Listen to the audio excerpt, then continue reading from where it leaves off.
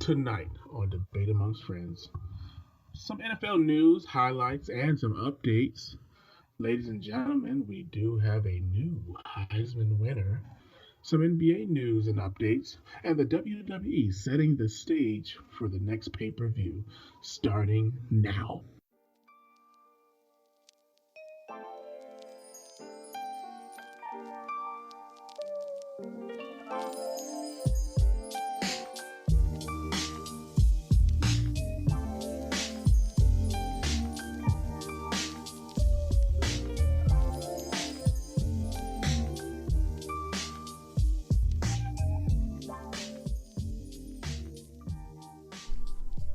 Ladies and gentlemen of the internet, welcome to the 32nd edition of Debates Among Friends, live on Mixlr.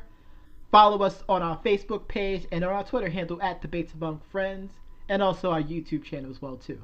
I am Professor John Gotti, and always by my side, ready to hand out subscriptions of facts, he is Mr. Wednesday Night himself, the Doctor. Doctor, how you doing tonight?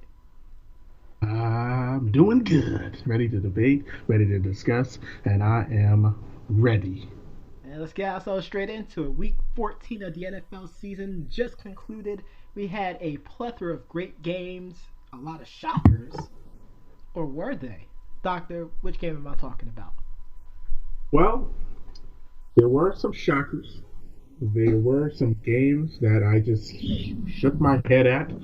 I think if any jumped out straight to mind, it really would have been the Packers dominating the Seahawks.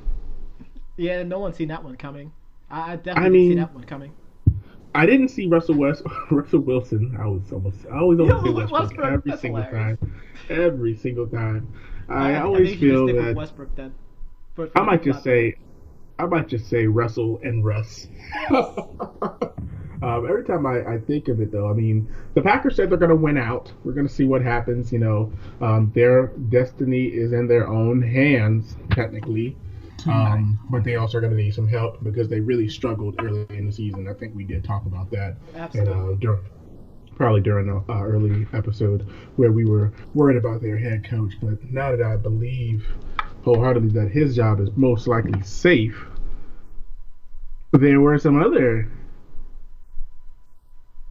news where the Rams finally smartened up Did they and smarten fired. up, or did they just, finally decided to do the right thing? Maybe they finally decided to just be an actual football team. That's actually pretty funny. Because we've been saying this, not even for the past few weeks. We've been saying this since the off-season. That Jeff Fisher has been getting way too many chances to just be mediocre.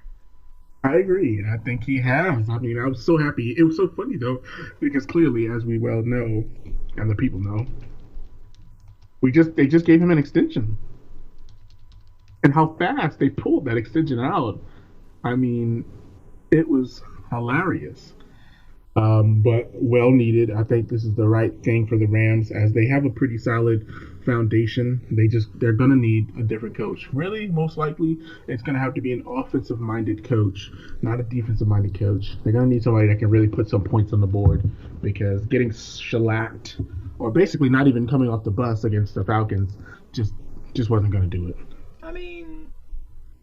For me, the common expression of it was a mercy killing. Yes. When you put down, Bambi's mother, put Lassie out the pasture, that's what the Rams did. They finally did the right thing, and they shot the rabid dog. That's all I'm trying to say.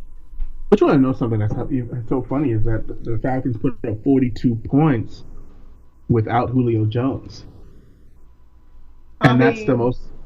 That's what probably got them fired overall. They didn't have their main. They didn't have their main receiver, and he still was able to put 42 points on the board, and it's just ridiculous. But of course, we don't want to stick on that terrible unemployed Jeff Fisher now.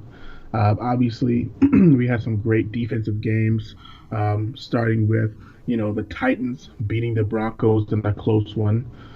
Yes. Of course, my Bucks holding the number one offense, the New Orleans Saints, Shout to out to 11 Sergeant for his points. Titans winning, by the way.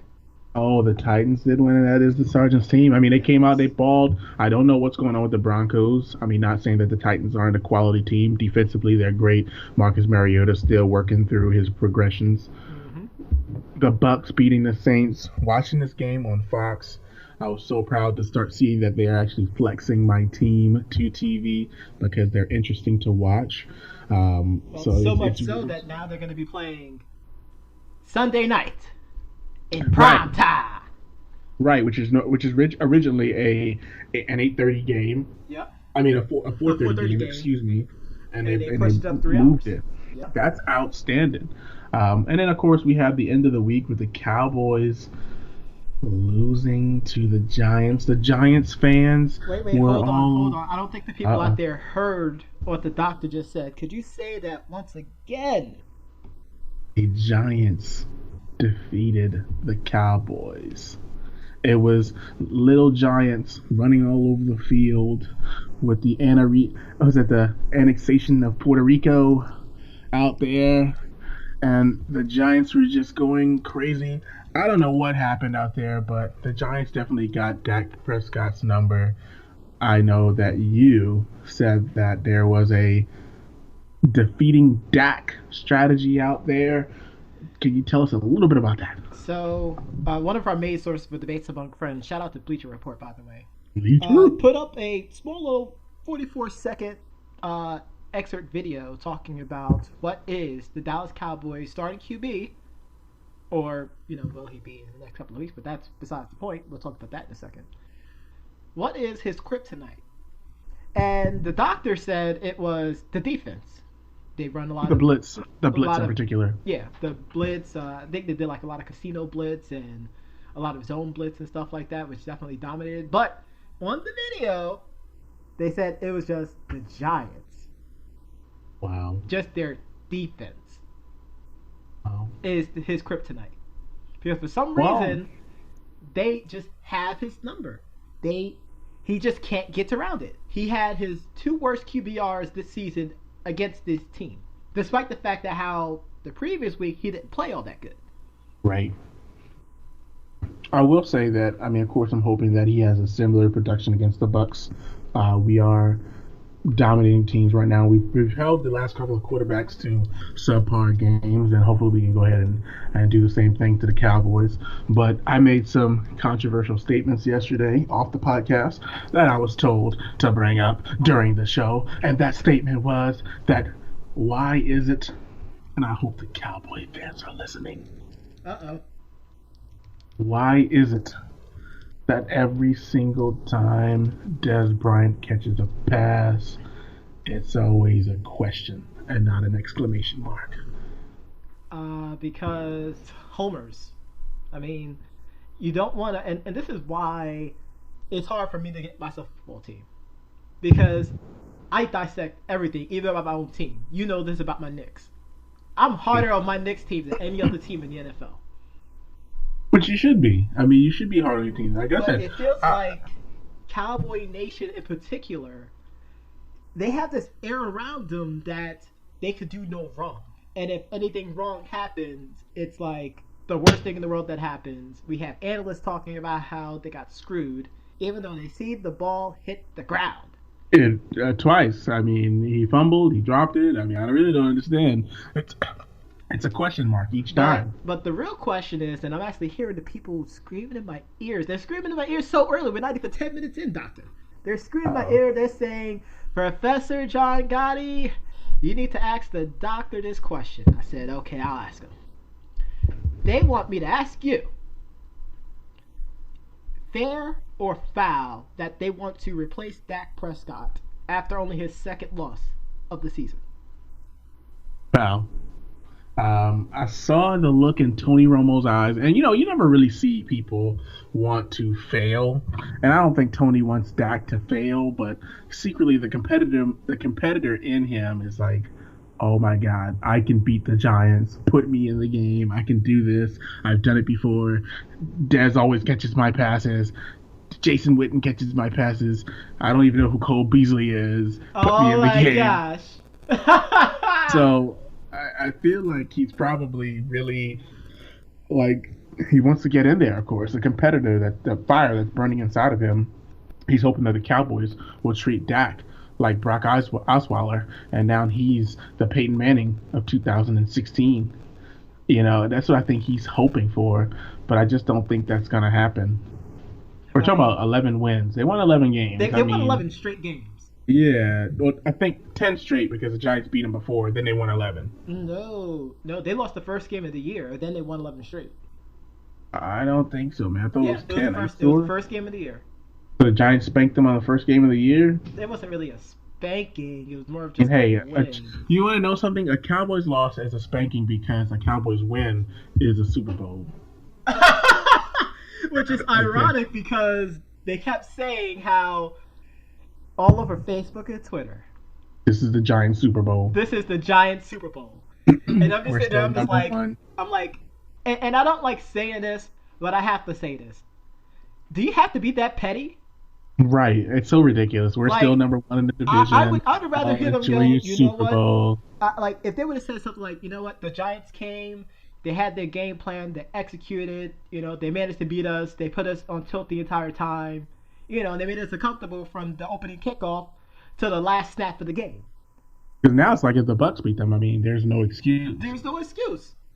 Yeah, there's none at all. I'm looking forward to it. But am I wrong to say that? Like, is there a reason why they don't do that? And I know we do have to move on. We have to talk about Richard Sherman before we go to our next subject. But is it wrong? No, it's definitely not wrong because, like I said, every week it's the same thing. We them boys.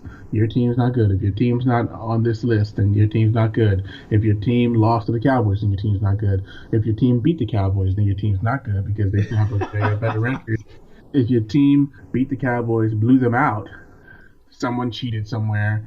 They weren't getting the calls. It's ridiculous. Or someone not getting a catch or something like that. Right. The question marks. For me, and I listen to it because I'm out here in Texas, and I hear it so much, and I'm just like, but did you see the game? No, but did you see the game? Because I know what I've seen. There's several Cowboy fans. And the people know what they've seen, but Cowboy Nation doesn't see that. And there's a couple, I'm not saying it's generalized, there's some Cowboys fans. No. There's some. It's a small, it's the minority. Nope. It's the minority. Nope. Nope, not buying it. All of them are pretty much all of them are pretty much the same. They all feel the same way. But it is what it is. We'll just have to deal with the Cowboys, and that's the reason why you hate to see a team like that win. So in reality, we are hating on the Cowboys because of the Cowboy fans, not because of the Cowboys themselves. I've been working saying that for a long time now. It's just like LeBron and Maniacs. Oh boy. Exactly. But moving on to the next subject. Speaking of Maniacs, let's talk about the Maniac out in Foxborough and Tom Brady throwing for over 400 yards, just absolutely torching the Ravens. No, you didn't say it right. The Red Hot Ravens. The Red Hot. The Red Hot Ravens. Oh. Isn't that like is that the oxymoron of the year right there? The Red Hot Ravens. Because they didn't play like they was red hot at all. They scored some points towards the end of the game, but that was garbage time. Somebody sent me a message of I think you probably saw it. That document. I think Vince McMahon sent it out. The strict guidelines for the commentators and the referees. Yes. I think they must have got that same memo from whoever in the NFL. Listen, we need you to speak up and talk up this team because Tom Brady's going to destroy them. But we need you to always big up the underdogs to make them seem better than they really are. And I want you to go ahead and make sure that you hit this point. So when you talk about this team, make sure you say the red hot, the steaming, the great, Flacco. Gosh. The NFL has now become Michael Cole. Thank you very much, gentlemen. Good old JBL. No, you should never do that again, sir. Ever. Get out the studio right now. How dare you do that? No. Where's Chris when you need him? But the other shocker of the weekend, and we're starting to run out of time for the subject. Actually, the Raiders lost. They did. Again. I do know that Derek Carr did hurt his hand. I think it was his I pinky. yeah, I don't know how much that's. Let's just say this: the Chiefs are no bad team. They're not. Like They're I just said, they're Tyreek that Hill team that gives you a constant headache because they could be really really good one week and then completely crap the bed the next week. and Tyreek Hill is a really really good football player, and I think if they can keep him healthy and they get Jeremy Maclin back either this year or next year, Mm-hmm. then I think the Chiefs will be good. I'm not sure how far Alex Smith can take them, but I really do believe that the Chiefs are Yeah, pretty but part good. of me thinks that that's the perfect quarterback for that system. But he's it's something called too much of a game manager, and I think that's him. That's fair. I can understand that. So I know there were two other things that we definitely needed to talk about. The one thing I wanted to just slide in here before we get to the two things I wanted to slide in here. Well, actually three things. My goodness. Doctor, it's your Uh, time, man. Debates Among Friends is the time for the people and for the doctor at and this Debates is just Among three. Friends, brought to you tonight by Stellar Artois. Stella, this is Officially, just three things. unofficially. Of course, I just want to throw these three things in there because I feel like it would be ridiculous of us not to talk about it. Number one, obviously, we just talked about Oakland. Clearly, Oakland, California, fighting to keep the Raiders in town. I thought that was pretty big news. Keep the winners in. And then speaking of winners, the Vikings get Adrian Peterson back to practice this week. They just came Yes. off a win against the Jaguars. I mean, with Adrian Peterson back in the fold, if he's healthy, get a good opportunity for the Vikings to make that late push for How, hopefully how many nothing. carries do you think he's going to get in his first game back? Depending on how healthy he is, they'll probably give him 10 to 15. It won't be too crazy. But they do need somebody to take the pressure off of that terrible Sam Bradford. Um, and last but not least, something that we did talk about in the past, Rex Ryan back on the hot seat. Said he could have been fired as early as Monday. Last Monday just passed. No word on firing. Nope. He says it was the first time he even heard of it at the press conference. It's going to be at the end of the year. I agree. I don't think it's him, but I did hear that they were thinking about benching Tyrod Taylor for Cardale Jones from Ohio State, which is pretty crazy because I really don't think it's I Tyrod like Taylor. Tyrod Taylor. I think he's a great quarterback. He's still developing. He's still coming up with his Yeah, own. He has right. so many within the past few years, the past few seasons actually. So many comeback games.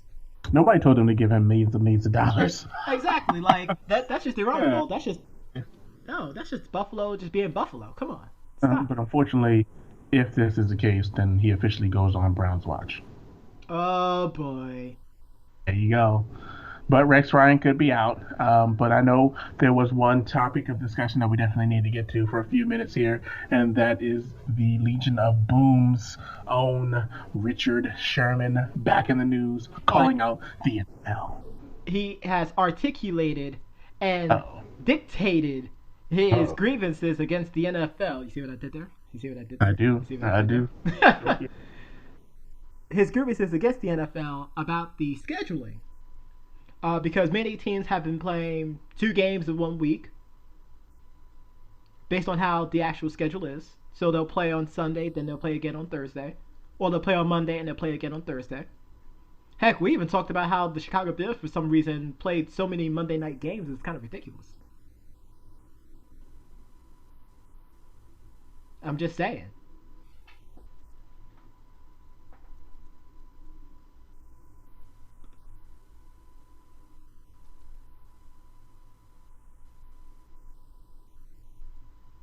Wow, the Seahawks are actually up there with the hardest schedule. So it's one of those things where, I would definitely complain with them. I mean, obviously the Bucks are right there, tied fifth.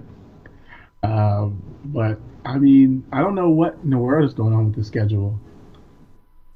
I have no clue. I mean, I know they try to make as much money as possible when it comes to, a lot of these. I mean, I guess we could just use the term primetime games. I was going to use matinee games. But I know they're trying to get the best matchup, but most of the. I'm probably saying, I'm pretty sure that people agree with me, a lot of these games in prime time hasn't really been up to par. Like, so many Thursday night games, I'm pretty sure wasn't watched because the quality of play was just abysmal. I agree. I don't know why they put some of these games on. Um, I mean, but it's one of those things, like I said, that you wouldn't expect certain teams to play so poorly. So, I mean, I think with the NFL remaining flexible and I would say saying to themselves, okay, what if we held on, see what games are going to be good, then we can kind of start flexing these games a little bit to move them around to let's say, hey, you're going to be on Monday night, you're going to be 8:30, you're going to be 4:30. Like if they keep it flexible, they can really move those 4:30 games, those 8:30 games around to really get an idea of who's going to get better ratings and Yeah. give us better football. I mean, for me, I would probably say it's all about pacing. Absolutely, absolutely, I agree, and I think they just have to take it easy. But I mean, I agree. Richard Sherman does have a point. I mean, obviously, they're tied with the Tampa Bay Buccaneers for the fifth hardest schedule, and but I mean, this is no excuse for them playing so poorly. I mean, it's bad timing. Had he said this in the beginning of the year, we would have been like, okay, Richard, I see where you're going with this. But saying it right now, it just makes it seem like, hey, you're just losing right now. Yeah. You know what I mean? But I know we have to move on. And speaking of people who are not losing, how about we have our new Heisman Trophy winner, Lamar Jackson, sophomore from the Louisville Cardinals. Yeah. Really dominated this year. Currently, great, great stats. 3,390 yards, great 57.6 completion rating, 30 touchdowns, 9 interceptions. Also, great runner, great accuracy. I mean, he really played well. Had a couple of, excuse me, bad drops, bad losses, and it's one of those things where, hopefully he bounces back because he's also a guy who had over 1,500 yards rushing and 21 touchdowns. So we're talking about a guy that contributed 51 touchdowns for his team. Which, I mean, more power to him. Like, I'm definitely glad that he won it. You know, he had a heck of a season. Like, let's call it. He had a heck of a season. It was almost, I mean, Like, it if was you would, almost like a college football game that used to be there. yes. Now, the one thing I will say though is that I really wish they would have kept winning Mm-hmm. and they would have been in the playoffs because I would love to see him go against a young guy from Alabama. I thought that this would have been a great. I would have been a great game, not taking away from the 4 games that we have, or I'm sorry, the 2 games that we do have, the 4 teams I meant to say. But I really think Louisville would have gave us a good show with Lamar Jackson versus those top-ranked defenses. Absolutely. Uh, But do you feel like that it was just his Heisman to lose? Because I know that's what everyone was saying, but I don't think the doctor really said. Was it really his Heisman to lose? I think it was, and he's really lucky because in that Heisman voting, sometimes those losses do pile up on you, Mm-hmm. but those 51 touchdowns is something really really amazing. You Um, can't teach that. yeah, you can't teach that.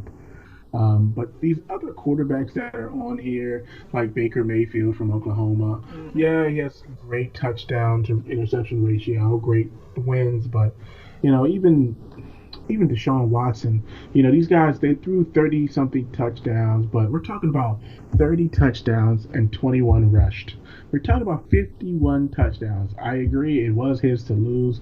The only person that I really, really believe could have won this Heisman Trophy, who had a fair shot, was New Jersey's own Jabril Jabril Peppers. Peppers. And we're Mr. not just saying that Everything. because we rep New Jersey. Shout out to New Jersey. Absolutely. Mr. Everything to his team. He's the only other person I think that could have did it. He really, really had a great season, and I'm really looking forward to him in the NFL. I wish Honestly, if they would have threw us a swerve and gave it to him, I would not have been upset about it. I wouldn't have been upset either. It would have been just like Charles Woodson doing the Heisman pose all over again. I mean, he did everything. I mean, just like you said, he's Mr. Everything. He did it all. Mr.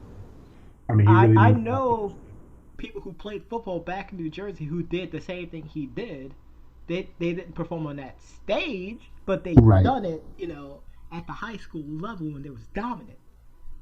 And it was all over the field. Like, this is something that's just bred within New Jersey. I'm not trying to overhype New Jersey, ladies and gentlemen, but we're just speaking the facts. That's what we do here. We would never overhype. Oh, no. We're no hype bros. Oh, God. But I know we do have to, speaking of hype, we do have to move on to this hype NBA season, which, let's look at some scores really quickly from tonight's action. You got the Pacers beating the Heat 70-65, middle of the third quarter. The Wizards are beating the Hornets at the end of the third quarter, 87-77. The Raptors are beating the 76ers 79-66 in the third quarter. Let's see, Clippers are beating the Magic in the third quarter, 3:59 remaining in the third. Lakers down to the Nets at halftime. I know Senor October is somewhere celebrating.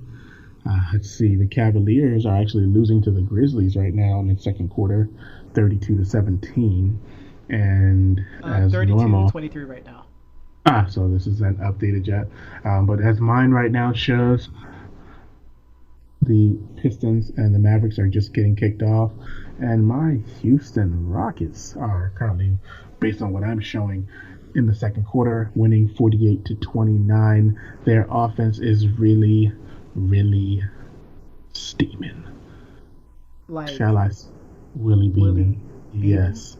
Yes, that's exactly where I was going with this. Oh my gosh. But speaking of red hot Rockets, let's talk about your Rocket, your star player, the man with the intense beard.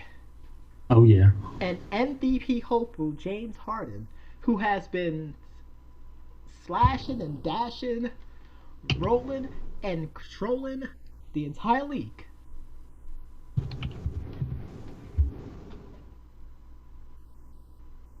I mean, he's dominating. I don't know.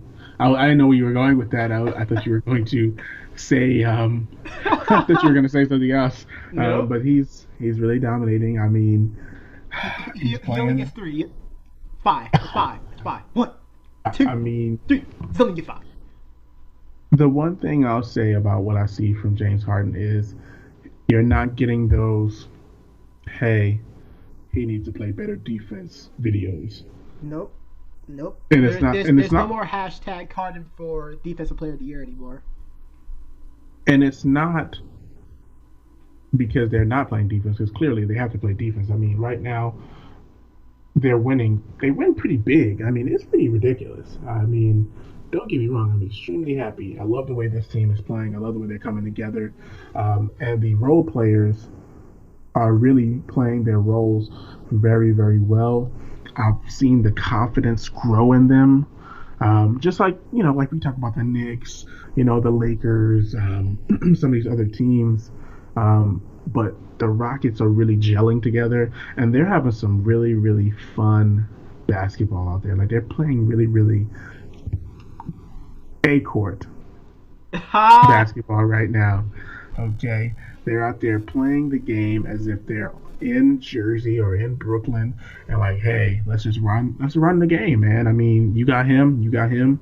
Even Nene had a tomahawk dunk the other day. Yeah, he did.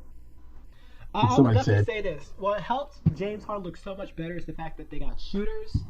Yes. They're spreading the floor. Everyone's getting touches. Like, it's legitly team basketball. And that's what helps them out so much. The fact that they're playing that team basketball. James Harden is running the show as the floor general.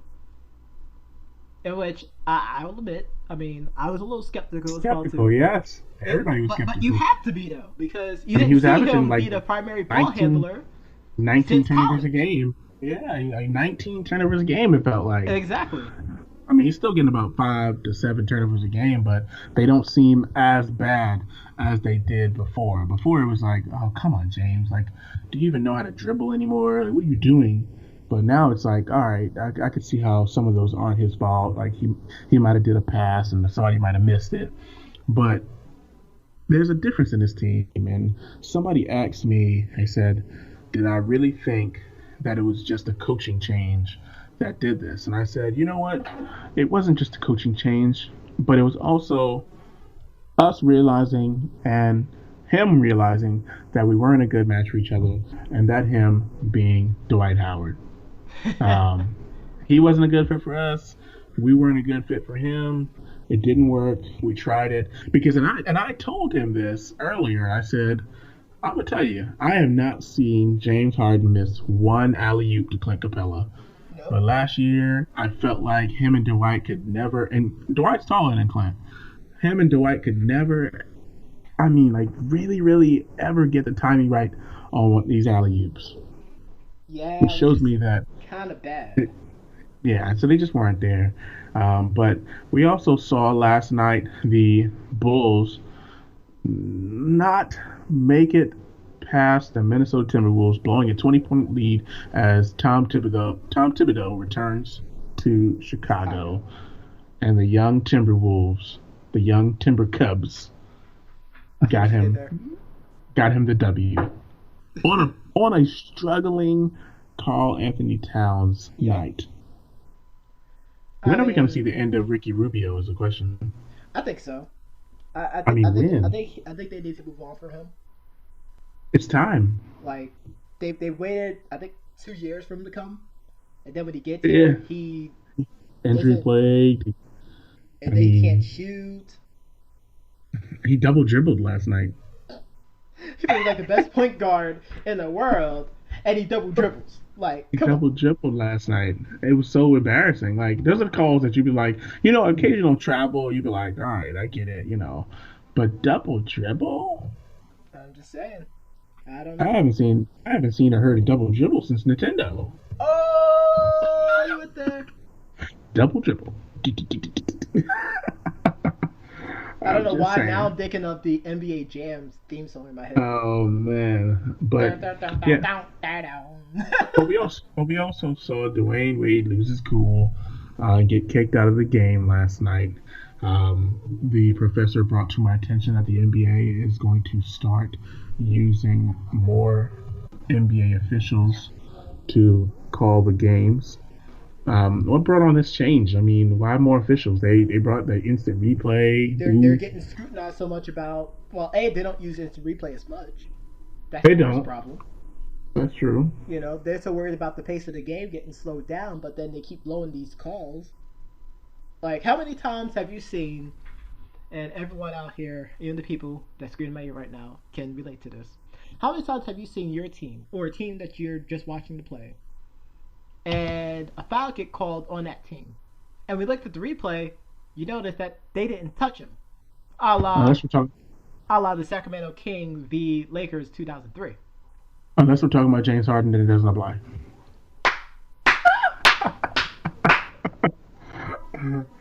That's a disclaimer. Chris, we're gonna have to cut the show early. Cut the show early. Kill the show. Come on, Chris. No, Chris. Thank you very much for tuning in. Go ahead, Chris. Oh my goodness. But that's the scrutinization that they're getting. A lot of these blown calls, whether it be out of bounds, a ball going out of bounds, or a foul call, or a block, or even the most difficult one, whether or not if it's a charge or is it a block. But know something? The one thing I've noticed, and this is with NFL and NBA, I don't know if they do the same thing in hockey or any other sports, but the one thing that I do like, and I've always remained consistent, whether it hurts or helps a team, the no calls at the end of the game. I believe wholeheartedly that no calls are the best for the end of the game. I do believe that as well, too. Because you don't want to lose a game with .2 on the clock. No, we've seen many times where someone hit a buzzer beater with 0.2 seconds on the clock. I'm just saying. Yeah, but 0.2 on the clock with a ball in hand in perfect shooting position and at cross court, we're talking about, hey, we got a foul at 0.2 seconds. Now they're shooting free throws. You have to end the ball from the other side of the court. Yep. The game is over. You know what I mean? So, we really want to see a clean yet sloppy ending, and that's okay. I like the fact that it's the players that decide the game instead of the refs. Like, I And want I to see think James that's Harden what for you the were trying fact. to say. You like the fact that it's the players that decide the game versus the ref. What I dislike is when they let the players play, but they only let the Mhm. players play for one team and not the other. Yeah, I can see where you're going with this, but LeBron we James. definitely we I went don't there. want to go LeBron and I went maniacs there. on him. I went there. Where I you will can't. see people get killed on the other team. Like elbows to the eye, to the nose, low blows. Like it's like Ric Flair playing out there. And then a LBJ will come down the other Oh. end, scream, put his hands up in the air, and they'll call a foul. Mm. And that'll seal the deal for the game. Like, that's what I don't like. And yes, folks, I know it's not a perfect example, but it's pretty accurate. That's that old Carlos Boozer. Hey! Carlos Boozer does that a lot. Oh Um, my goodness. I hated it. I always hated it. You did. You was really vocal about that too. You did not like that Oh my goodness. whatsoever, good sir. I really thought it was just so over the top. Like, hey, Hey! I hated it so much. But See, I just didn't like I it mean, like in 2011 to 2013 with the Heatles. it's all the time, And all man. they would do is just, hey, put their hands up in the air and they get called a foul. I'm like, that's not a foul. Like, all I can picture is like Anthony Mason like going uptown on them. Like, Oh my okay, goodness. you're really gonna do that, huh? Okay, let's watch what you do next time. Do it again. Do it again. So we get a hole in their chest. Yeah, but I mean, the NBA is really interesting now though because you sit there and you're like, all right, what's really next? And that's why I keep saying that I'm really looking forward to LeBron James retiring, I am too. and looking forward to us moving into the Andrew Wiggins, the Karl Anthony Towns, just some of these young guys that I think are really Anthony going to come Davis. into play. I think Anthony Davis will eventually be the best player in the I NBA. think he is. He's just too injury prone. Like, I think, unfortunately, and I don't want to use this reference with it, but Anthony Davis has the high potential to become the next Michael Redd. Yikes! I don't even know what to say about that. You I can't don't say even know. anything about it because it feels too storybook to try to deny I was gonna say I don't even know if we should even. I mean, maybe we shouldn't even talk about basketball. it. Like, my God, we I'm shouldn't even talk sorry, about ladies and gentlemen. basketball. I brought the mood down. The doctor is now unhappy. Well, if we're not going to keep going, unless you want to talk about the Greg Popovich story, I know you mentioned that before. Well, I just know that, like you said, whenever Greg Popovich talks, the people listen. Everybody listens because it rarely happens. It seems like he's calling his team out more and more. I mean, I wonder how But the players take it. isn't that the best way to get your team to play harder? You motivate them by putting them down publicly. But I think They're we still talked about this winning before, games. though. I think we talked about that. Yeah, they did. They only. I think this is equivalent to when the Warriors lost and everybody was losing their mind. I mean, I think they just lost their first road game. I think it was, or first home game, or something like that. So they're really dominating. But we're just talking about them losing this one game. Talking about practice. But I feel like he's taking the Gene Hackman replacements Wait, which part? interview. Because, I mean, first of all, The it's a great one, movie. the one literally when we always talk about it. What's it going to take for you to come back and win this game? Heart. Art. What do you What do you mean? mean? Right here. Art. And I mean, yeah. Mm. I mean, that's it. I mean, it's going to be hard. And I feel like every time Greg Popovich opens his mouth, I get Gene Hackman. But why not? I Why not? mean, I don't know. I mean, it's just so weird because, of course, we're so used to the Bill Belichick, you know, style of answering. It's like, why isn't your team winning? Well, we just didn't put the ball in the basket as many other times as the other team put the ball in the basket. You know what I mean? Like, what kind of Gatorade do you guys drink? The liquid kind. You know what I mean? It's like, it's Oh God, do you think it's something wrong with your sneakers? No, they have laces, they have fabric, they fit on the feet. We tie them up, we put them on. Hey. I just expect these guys to play basketball. That's what their job is.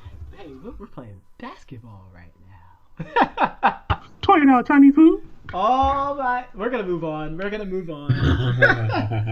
conclude it out with some WWE. The breaking news is that the New Day, your boys, broke Demolition's streak for the most consecutive days of holding the tag team titles. We knew this was coming. Yes. There was no way they was gonna bring it up to the mountaintop only to tear down their Space Mountain. Let's just call it like it is. It was going to happen no matter what. So, congrats to the New Day. You deserved it. Now you're going to lose the titles at the very, very next pay-per-view. Or maybe even tonight, because Tribute to the Troops is on tonight. And that's it. Like, for me, I look at it as the AJ Lee scenario where, they're trying to get their comeuppance against someone who threw shade at the company. Demolition, actually, I know you was asking about what happened, but Demolition was part of the lawsuit that was brought against WWE when it came to wrestlers' health and stuff. So they vowed to replace them. Yes. So basically, they threw shade at them by trying to get money, or at least try to get some kind of retribution for all the physical ailments and stuff like that, and not getting that provided for them. So WWE was like, you know what? We're just gonna make these guys beat your record. How so a little how you like them apples? So this is what I'm gonna say, because it's so ironic it's so ironic that that's happened with the Demolition. Not sure if you saw this, but apparently today someone from Fox Sports wrote an article about the quote-unquote Black Excellence photo. Oh, yes, and Xavier Woods put that up last night? Nope, Monday night. He put up, Monday night, it was The New Day, it was Sasha Banks, and it was Rich Swann, who all have gold. And I mean, that's something that we used to talk about a lot. We have. And I mean, when you look at it, it puts things into perspective that, I guess we can invite Jay Lethal over now. Yeah, but he's not going to win the big title, though. That's the problem. And someone put up there on Facebook, actually, Mega Ran, who we had featured on the show before for when Mega. And, he posted out there, so I said, well, who's going to become the world champion? And then he said Roman Reigns. I was like, I threw up in my mouth a little bit. I don't know why he would say that. Oh God, because we all know who's gonna win the title. I'm with you. I would love to see Jay Lethal there to get the big gold, but it's one of those things. I mean, when the last time we had an African American actually vie for the heavyweight title? I ain't gonna lie, man. I've never seen so many African Americans with the titles like with this. Titles, period. Right, like this maybe is crazy. If they have a title. I didn't even really remember them being a African American cruiserweight ever. I'm trying to think.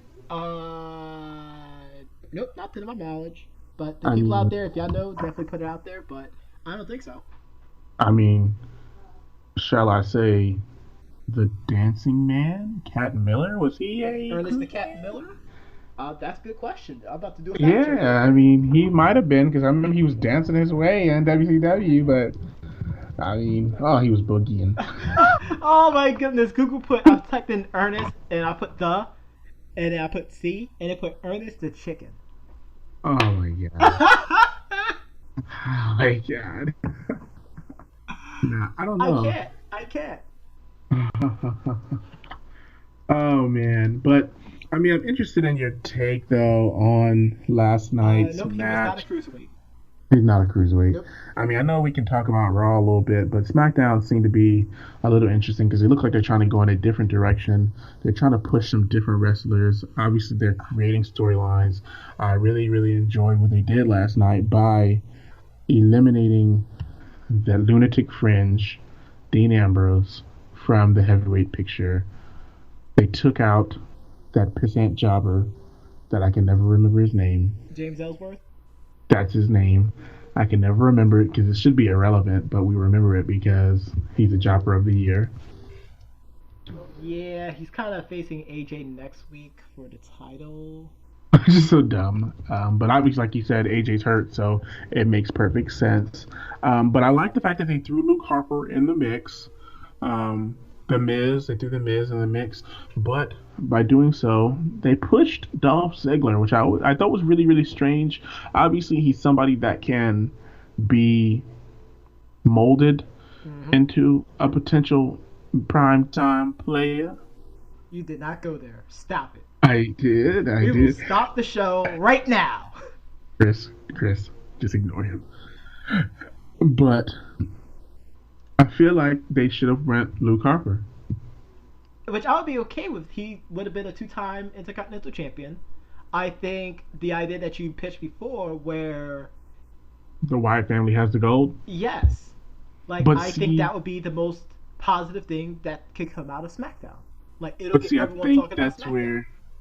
I think that's our old school way of thinking where the staple reigns supreme. I mean, the last stable we had that had all the titles, well, actually it was the Shield, but before that it was Evolution. Evolution is mystery, which is great. But I think with Luke Harper potentially having to serve double duty, I guess, as a tag team champion with the Freebird rule, that's probably why they didn't do it. Yep. Hey, fun fact, Xavier Woods actually qualifies to be a cruiserweight. That would just be too crazy, though, because he's not jumping around. I mean, he's more... I don't know. I haven't really seen... No. He does jump around. Don't say that. As much as Rick Swann? Yeah, he can. He can. But you think they'll ever put him down there, though? He looks like he got a little swole. I don't know. You sure? He did get swole. Drinking that Jesus juice. Just saying. I'm joking. He worked hard in the gym. Shout out to Xavier Woods. God. He knows I'm kidding. Stop. You just gotta shut down. Oh my God. You gotta shut down. He's gonna come over here and give me your favorite move, soul food. God. But on another note, one of your favorite wrestlers, Sami Zayn, there was a trade apparently. So there was a trade, air quotes, where Mick Foley traded him to SmackDown for a wrestler of equal talent. And what shook the wrestling world for 10 seconds was that wrestler's name was Eva Marie. And I was like, how dare they do that? That's a slap in the face. How dare they? And then it turned out it was a lie. He just did that to try to motivate him. If it was you're truly... Mick Foley would be getting a sweet kin. Follow up with the Doctor's biggest leg drop in the whole world. Because that's that's blasphemous. I was just talking about that earlier when I was telling my stories, but I missed that biggest leg drop in the world. It used to be so much fun. when Hulk Hogan's move was so great. Could you imagine if somebody tried it right now? It was the most protected move for a while. If you think back about, when we was kids, a lot of these simple moves that people do now were finishing moves back in the day.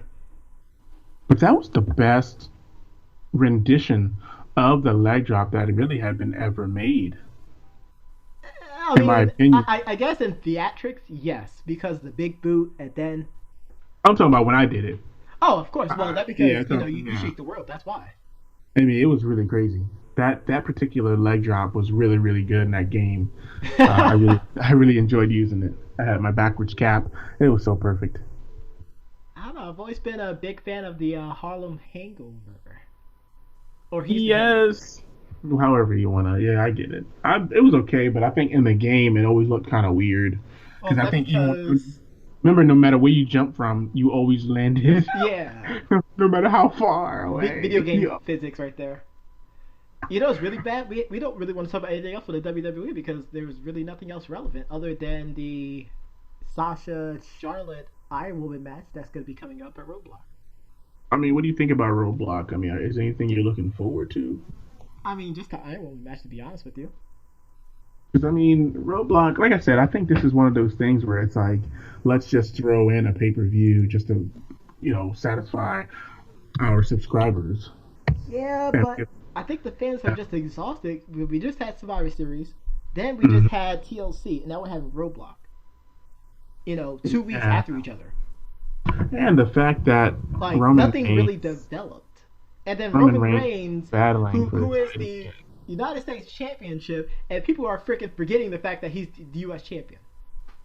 And I hate that because there's so many people that could be U.S. champion. Like yesterday, I was actually pretty impressed, and I think I asked one of my Facebook friends yesterday, did they think that Apollo Creed would get into that intercontinental race after No. that little bit that they had with their, I don't know who that guy was, I forget his name, but it was like a comedian that just so happened to be there, and I was, Uh oh, who's his business? Fluffy. Yeah. That said, Fluffy.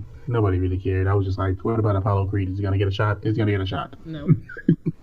Nope. But that's what I'm saying. Roman Reigns might as well not have the U.S. title. You might as well give that to someone else. And it was Um, Gabriel Iglesias, by the way. but even still, It doesn't matter.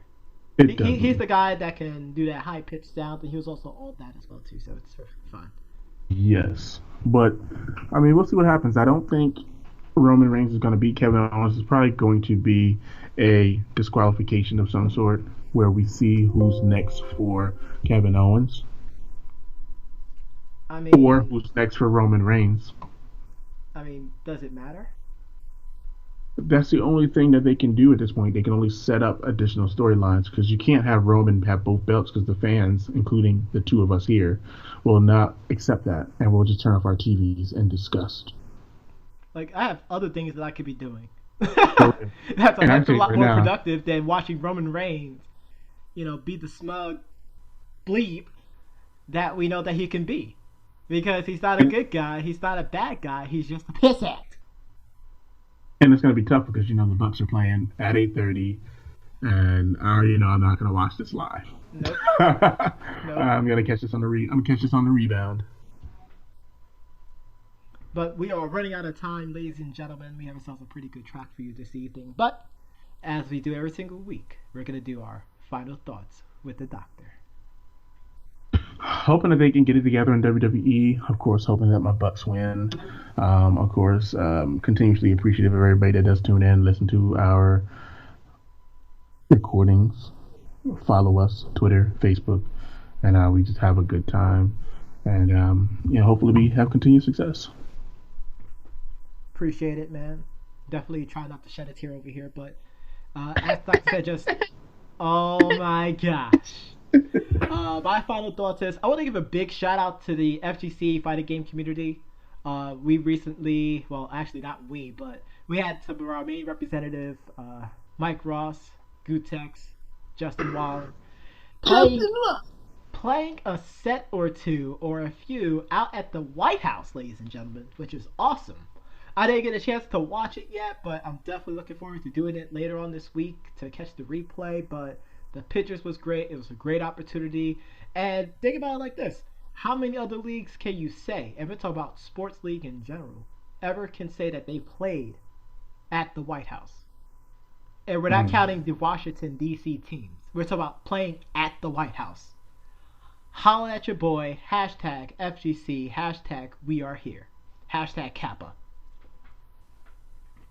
But we're going to leave you with this track by Jeff Williams featuring Zad the Red Rapper Tabani from Red vs. Blue, which is a internet series, highly regarded, lots of awards for them. The name of the song is Pray. Thank you very much for tuning in tonight. Once again, I am Professor John Gotti. And I'm Mr. Wednesday Night. And we'll catch you again next time, folks. Peace and love. Roll credits.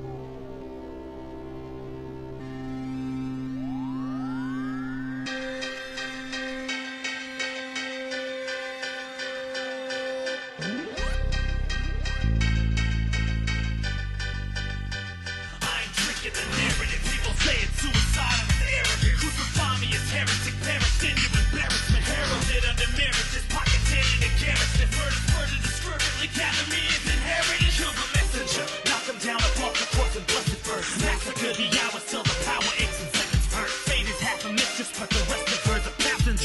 it's tragedy to those who death defines and makes the work.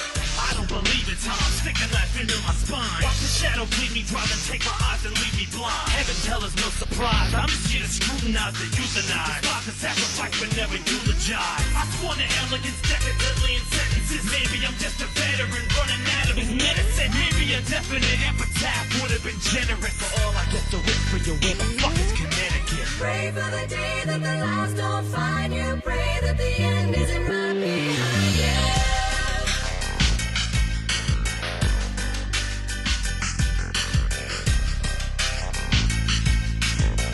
Yo, listen, yo, so pick your poison. Shotgun shell to the face, or 40 sidearm from my waist. Ruin the whole scene. I ain't coming from a civilized place where violence is preferred to sit in the same place. The young warlocks ain't got patience or respect, cause the animal they don't even speak that dialect. And all they know is war, so you better come correct or catch a bullet to the head just for dramatic effect.